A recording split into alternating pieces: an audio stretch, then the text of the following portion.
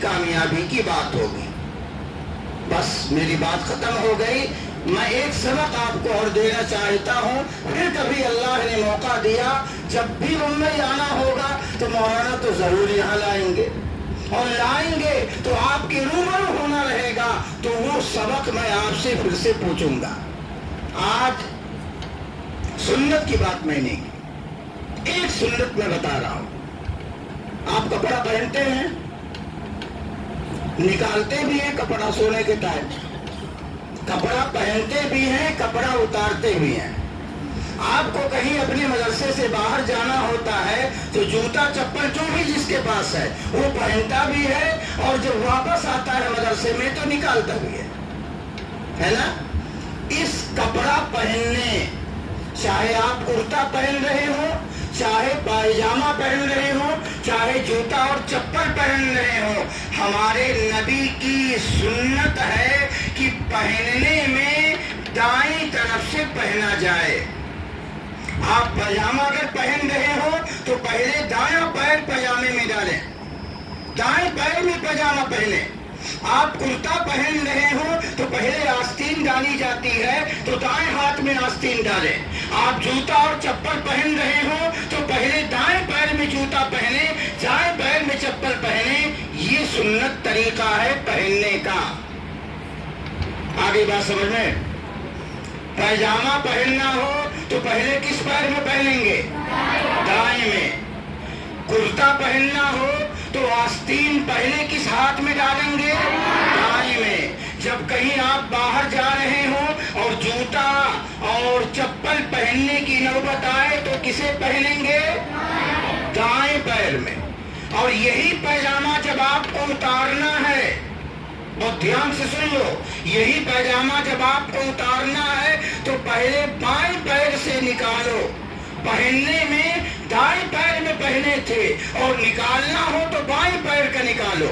یہی کرتا آپ کو نکالنا ہو تو بائیں ہاتھ کی آستین پہلے نکالو، اور جوتا اور چپل پہن کے آپ مسجد میں آئے اور اتار کر کے رکھنا ہے تو پہلے بائیں پیر کا نکالو پھر دائیں پیر کا نکالو۔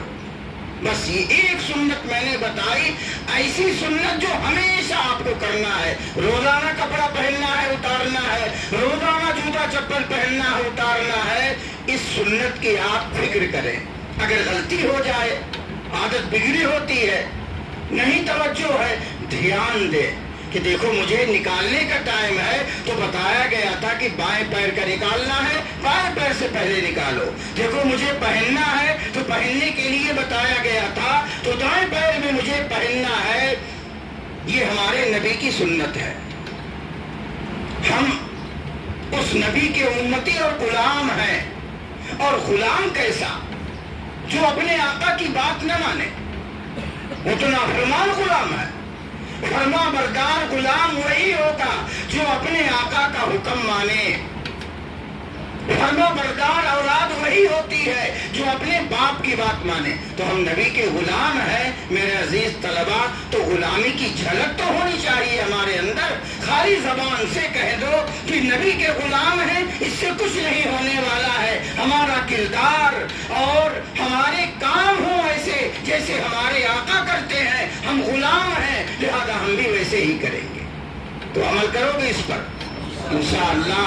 اللہ ہم سب کو جو باتیں کہی گئی ان پر عمل کرنے کی، سنتوں کے اہتمام کی، ایک ایک سنتوں کو سیکھ کر کے اس پر عمل کرنے کی اللہ ہم سب کو توفیق عطا فرمائے۔ پھر میں ایک مرتبہ ان پیارے بچوں کو دل کی گہرائیوں سے مبارکباد پیش کرتا ہوں۔ نہایت ہی شاندار اور بہترین، اپنی عمر اور اپنی حیثیت کے مطابق بہت اچھا آپ کا پروگرام، بالکل 100 میں 100 نمبر آپ کو ملنا چاہیے۔ اتنا اچھا آپ نے پروگرام پیش کیا ہے۔ محنت ایسے ہی جاری رکھیں۔ انشاءاللہ اگلی سال جب یہ پروگرام ہوگا اور یہ مسابقہ اور یہ اختتامی اجلاس ہو تو آپ اور زیادہ بہترین انداز میں اپنی تقریروں کو پیش کریں۔ اللہ آپ کو، آپ کی محنتوں کو قبول فرمائے۔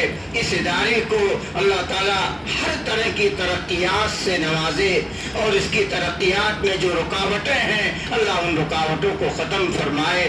آمین۔ وآخر دعوانا الحمد للہ رب العالمین۔